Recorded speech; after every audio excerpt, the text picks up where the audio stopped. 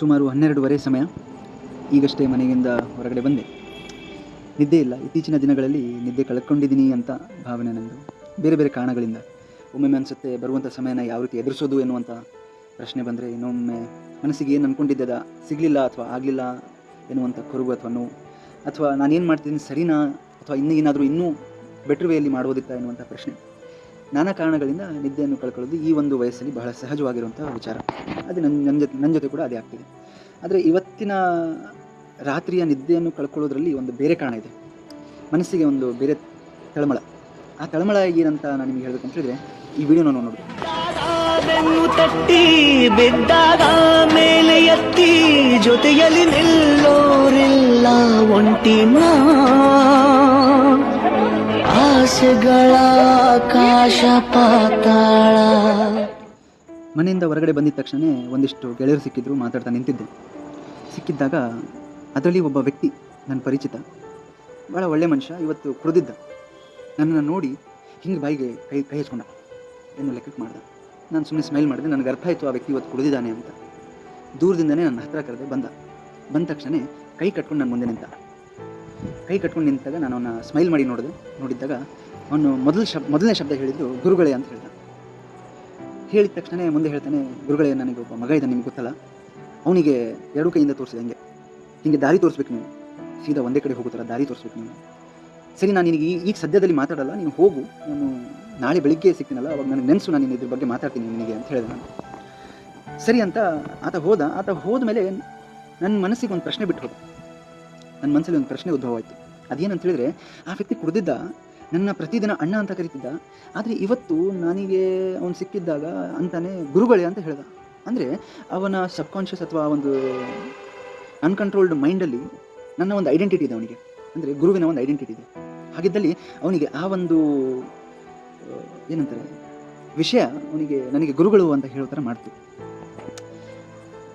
ಅದೇ ರೀತಿ ಮತ್ತೆ ಮುಂದೆ ಬಂದೆ. ನಾನು ಹೊರಗಡೆ ಬಂದು ರೋಡ್ ಮೇಲೆ ಬೈಕ್ನ ನಾರ್ಮಲಾಗಿ ಆನ್ ಮಾಡ್ಕೊಂಡು ಬಂದಾಗ ಒಂದು ಕಡೆ ಬಸವನ ಒಂದು ಮೂರ್ತಿ ಇತ್ತು.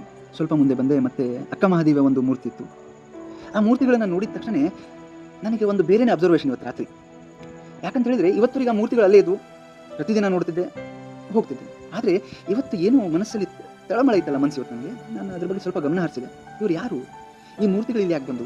ಈ ಮೂರ್ತಿಗಳನ್ನು ಕಟ್ಟಿ ನಮ್ಮ ಸಮಾಜದ ಮಧ್ಯದಲ್ಲಿ ಇರುವಂಥ ಕಾರಣ ಏನು ಅಂತ ಪ್ರಶ್ನೆ ಬಂದಾಗ ನನಗೆ ಪ್ರಶ್ನೆ ಸಿಕ್ಕಿದ್ದು ಗುರುಗಳು ಅಂತ. ನಮ್ಮ ಸಮಾಜಗಳಿಗೆ ದಾರಿ ತೋರಿಸಿರುವಂಥ ಕೆಲಸ ಮಾಡಿರುವಂತಹ ಜನರಿವರು. ನಮ್ಮ ಸಮಾಜದಲ್ಲಿ ಪ್ರಶ್ನೆ ಮಾಡುವಂಥ ಸಾಮರ್ಥ್ಯವನ್ನು ನೀಡಿರುವಂತಹ ಜನರಿವರು. ಆದ ಕಾರಣ ಅವರ ಮೂರ್ತಿಗಳನ್ನು ನಾವು ಇವತ್ತು ಸಹ ಇಟ್ಕೊಂಡು ಅವರ ತತ್ವವನ್ನು, ಅವರ ಫಿಲಾಸಫಿಯನ್ನು ಇವತ್ತು ಸಹ ನೆನೆಸ್ತೀವಿ. ಆ ಕಾರಣದಿಂದ ಆ ಮೂರ್ತಿಗಳಲ್ಲಿದ್ದಾವೆ. ಗುರುವಿನ ಸ್ಥಾನ ಅದು.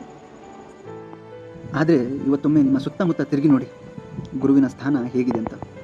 ಹೇಗಿತ್ತಲ್ಲ ಹಾಗಂತೂ ಖಂಡಿತವಾಗ್ಲೂ ಇಲ್ಲ. ಹೇಗಿರಬೇಕಿತ್ತಲ್ಲ ಹಾಗೂ ಕೂಡ ಇಲ್ಲ. ಹೇಗಿರಬಾರ್ದಿತ್ತಲ್ಲ ಹಾಗೇ ಇದೆ ಇವತ್ತು.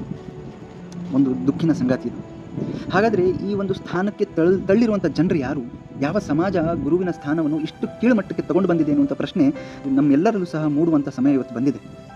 ಈಗಷ್ಟೇ ನೀವು ವಿಡಿಯೋ ನೋಡಿದರೆ ಯಾವ ರೀತಿಯಾಗಿರುವಂಥ ವರ್ತನೆ ಆ ಹುಡುಗಿದಿತ್ತು. ಆ ವಿಡಿಯೋವಿನ ಕಾಂಟೆಕ್ಸ್ಟ್ ಏನು, ಸಂದರ್ಭ ಏನು ನನಗಂತೂ ಗೊತ್ತಿಲ್ಲ. ಆದರೆ ನನಗೆಷ್ಟು ಗೊತ್ತು, ಆಕೆ ಒಬ್ಬಳು ಟೀಚರ್, ಈಕೆ ಒಬ್ಬಳು ಸ್ಟೂಡೆಂಟ್. ಒಂದು ಸಮಯ ಇತ್ತು, ಗುರುಗಳು ಹೊಡೆದು ಪಾಠ ಹೇಳ್ತಿದ್ರು. ಇವತ್ತು ಎಂಥ ಸಮಯ ಬಂದಿದೆ ಅಂತ ಹೇಳಿದರೆ, ಪಾಠ ಹೇಳುವಂಥ ಗುರುಗಳಿಗೆ ಹೊಡೆಯುವಂಥ ಸಮಾಜ ಇವತ್ತು ಕಟ್ಟಿ ನಿರ್ಮಾಣ ಮಾಡಿದ್ದೀವಿ ನಾವು. ದುಃಖದ ಸಂಗತಿ ಅಲ್ವ? ದುಃಖದ ಸಂಗತಿ. ಇದಕ್ಕೆ ಮುಖ್ಯವಾಗಿರುವಂತಹ ಒಂದಿಷ್ಟು ಕಾರಣಗಳಿದ್ದಾವೆ ನನ್ನ ಪ್ರಕಾರ. ಆ ಕಾರಣಗಳ ಬಗ್ಗೆ ನಾನು ಇವತ್ತು ನಿಮ್ಮ ಜೊತೆ ಮಾತಾಡಬೇಕಂತ ಬಂದಿದ್ದೀನಿ. ಆ ತಳಮಳ ಕಡಿಮೆ ಆಗ್ತಿಲ್ಲ. ಕನಿಷ್ಠ ಮಾತಾಡಿ ಆದರೂ ಆ ವಿಚಾರವನ್ನು ವ್ಯಕ್ತಪಡಿಸಿದರೆ ಎಲ್ಲೋ ಒಂದು ಕಡೆ ಇವತ್ತು ರಾತ್ರಿ ನಿದ್ದೆ ಬರುತ್ತೆ ಅಂತ ಅಂದ್ಕೊಳ್ತಿದ್ದೀನಿ ನಾನು. ಮೊದಲನೇದು, ನಾವು ಕಟ್ಟಿರುವಂತಹ ಈ ದೊಡ್ಡ ಕಾಲೇಜ್ಗಳೇನಿದಾವಲ್ಲ, ಈ ದೊಡ್ಡ ವಿಶಾಲವಾಗಿರುವಂಥ ಯೂನಿವರ್ಸಿಟಿಗಳು ಏನಿದಾವಲ್ಲ, ಅದರಲ್ಲಿ ನಾವು ಗುರುಗಳಿಗೆ ಕೊಟ್ಟಿರುವಂತಹ ಬೆಲೆ. ಒಂದು ಕಂಪ್ಯಾರಿಸನ್ ಬಂದಿದೆ. ಸ್ಟೂಡೆಂಟ್ಸ್ ಮೊದಲ, ಗುರುಗಳು ಮೊದಲ ಅಂತ ಪ್ರಶ್ನೆ ಬಂದಾಗ, ಸ್ಟೂಡೆಂಟ್ಸ್ ಮೊದಲು, student centric classes, student centric universities, student centric institutions ಅಂತ ಏನು ಬಂದಿದೆಯಲ್ಲ, ಅದರ ಅರ್ಥ ಗುರುಗಳ ಮರ್ಯಾದೆಯನ್ನು ತೆಗೆದು ಹುಡುಗರನ್ನ ಮೇಲೆ ಎತ್ತೋದಲ್ಲ. ಅದರ ಅರ್ಥ ಹುಡುಗರಿಗೆ ಒಳ್ಳೆ ಪಾಠವನ್ನು ಹೇಳೋದು ಮಾತ್ರ. ಆದರೆ ಇವತ್ತು ನಾವೇನು ಮಾಡಿದ್ದೀವಿ ಅಂತ ಇನ್ಸ್ಟಿಟ್ಯೂಷನ್ಗಳಲ್ಲಿ ಗುರುವಿನ ಮತ್ತು ಮಕ್ಕಳ ಮಧ್ಯದಲ್ಲಿ ಏನಾದರೂ ವ್ಯತ್ಯಾಸ ಬಂದರೆ, ತಪ್ಪು ಯಾರದೇ ಇರಲಿ, ಗುರುಗಳನ್ನು ಬೈಯುವಂಥ ಕೆಲಸ ಇವತ್ತು ಇನ್ಸ್ಟಿಟ್ಯೂಷನ್ಗಳಲ್ಲಿ ಆಗ್ತಿದೆ.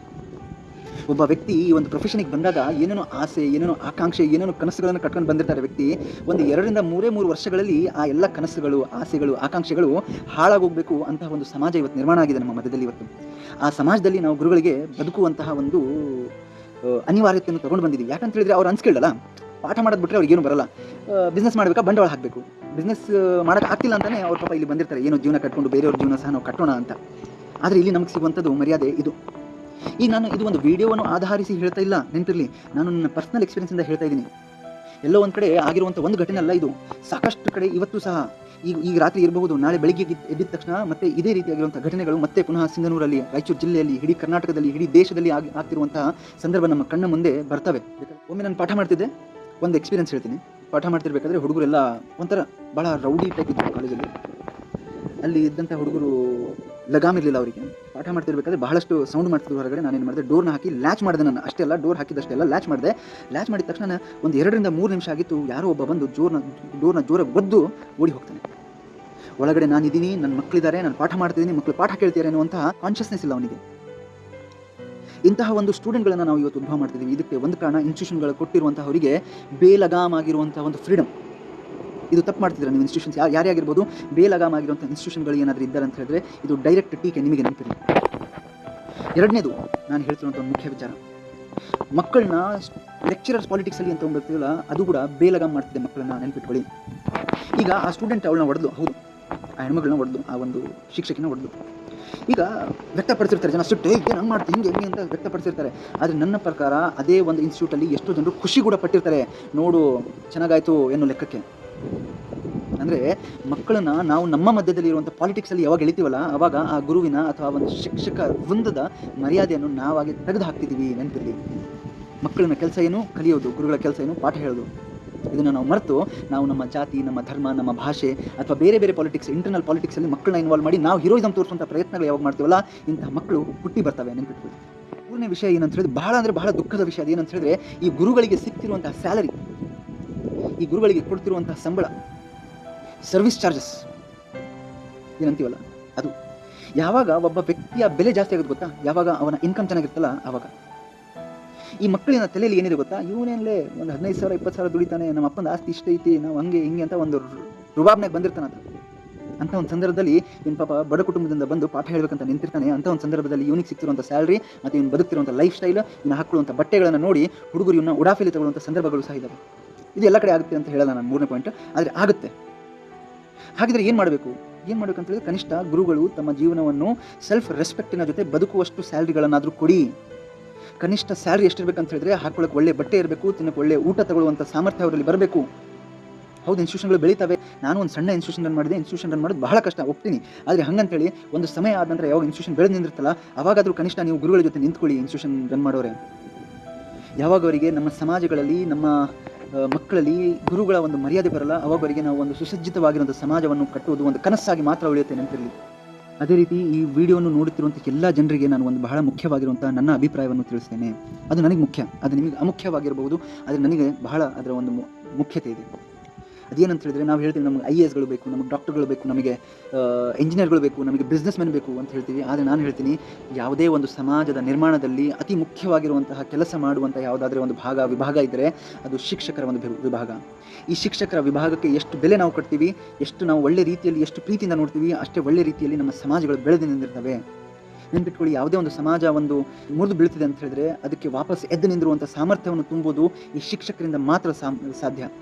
ಆ ಒಂದು ಸಾಮರ್ಥ್ಯವನ್ನು ಶಿಕ್ಷಕರು ಹೊಂದಿದ್ದಾರೆ.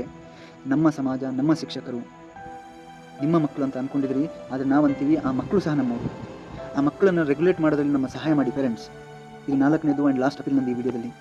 ಎಲ್ಲೋ ಒಂದು ಕಡೆ ಪೇರೆಂಟ್ಸ್ಗಳು ಸಹ ಬಹಳಷ್ಟು ಉಡಾಫೆಯಲ್ಲಿ ತಗೊಳ್ಳುವಂತಹ ಮಾತುಗಳನ್ನು ಮಕ್ಕಳ ಮುಂದೆ ಯಾವಾಗ ನೀವು ಆಡ್ತಿರಲ್ಲ ಶಿಕ್ಷಕರ ಬಗ್ಗೆ, ಆವಾಗ ನಿಮ್ಮ ಮಕ್ಕಳಿನ ಮನಸ್ಸಿನಿಂದ ಇರುವಂತಹ ಮರ್ಯಾದೆ ಶಿಕ್ಷಕರ ಬಗ್ಗೆ ಹೋಗುತ್ತೆ. ನಿಮ್ಮ ಮಕ್ಕಳ ಮುಂದೆ ನೀವೆಷ್ಟು ಶ್ರೀಮಂತರಿರ್ಬೋದು, ಇಟ್ ಡಸಂಟ್ ಈವನ್ ಮ್ಯಾಟರ್. ನೀವೆಷ್ಟು ಶ್ರೀಮಂತರಿರ್ಬೋದು, ನೀವೆಷ್ಟೇ ಪವರ್ಫುಲ್ ಇರ್ಬೋದು, ನೀವು ಏನೇ ಇರ್ಬೋದು ಜಗತ್ತಲ್ಲಿ, ಅದನ್ನು ನೆನ್ಪಿಟ್ಕೊಳ್ಳಿ. ನಿಮ್ಮ ಮಕ್ಕಳ ಮುಂದೆ ನೀವೇನಾದರೂ ಶಿಕ್ಷಕರ ಬಗ್ಗೆ ಏನಾದರೂ ಉಡಾಫೆಯಿಂದ ಮಾತಾಡ್ತಿದ್ರೆ ಅಂತ ಹೇಳಿದ್ರೆ ನೆನ್ಪಿಟ್ಕೊಳ್ಳಿ, ಅವರು ಪುನಃ ತಿರುಗಿ ನಿಮಗೂ ಸಹ ಒಂದಿನ ಉಡಾಫೆಯಲ್ಲಿ ತಗೊಳ್ಳುವಂತಹ ಕರ್ಮ ನಿಮ್ಮದು. ಅದು ಯಾವತ್ತಿಗೂ ನೀವು ನೆನ್ಪಿಟ್ಕೊಳ್ಳಿ. ಈ ಕಾರಣಗಳನ್ನು ನಾನು ಯಾಕೆ ಎತ್ತಿ ಹಿಡಿತೀನಿ ಅಂತ ಹೇಳಿದ್ರೆ, ನಾನು ಈ ಎಲ್ಲ ಕಾರಣಗಳನ್ನು ಫೇಸ್ ಮಾಡಿದ್ದೀನಿ. ಆದ ಕಾರಣ ಐ ವಾಂಟ್ ಸಮ್ ಚೇಂಜಸ್. ಅದನ್ನು ಬದಲಾವಣೆ ಅಂತ ತರೋಕ್ಕಾಗಲ್ಲ ನಾನು ಒಬ್ಬನಿಂದ. ನಾನು ಹೇಳೋದೇನೆ ಸರಿ ಅನ್ನಿಸ್ತಿದ್ರೆ ದಯಮಾಡಿ ಈ ವಿಡಿಯೋನ ಶೇರ್ ಮಾಡಿ, so that it can reach more people. ನನ್ನ ಭಾಷೆಯಲ್ಲಿ ಒಂದಿಷ್ಟು ತೊಡಕುಗಳಿರಬಹುದು, ಒಂದಿಷ್ಟು ಮಾತಾಡುವಂಥ ಶೈಲಿ ಅಷ್ಟು ಅದ್ಭುತವಾಗಿರಲಿಕ್ಕಿಲ್ಲ, ಆದರೆ ನಾನು ಕೊಡ್ತಿರುವಂಥ ಮೆಸೇಜ್ ಇಂಪಾರ್ಟೆಂಟ್ ಈ ವಿಡಿಯೋದಲ್ಲಿ ಎನ್ನುವಂಥ ಮಾತನ್ನ ಹೇಳ್ತಾ, ಇಷ್ಟೊತ್ತಿನವರೆಗೆ ನೀವು ಈ ಒಂದು ವಿಡಿಯೋನ ನೋಡಿರಲ್ಲ, ಧನ್ಯವಾದಗಳು. ಈ ವಿಡಿಯೋನ ಶೇರ್ ಮಾಡಿ, so that people can see what I am trying to deliver to them. Have a good day everybody, take care.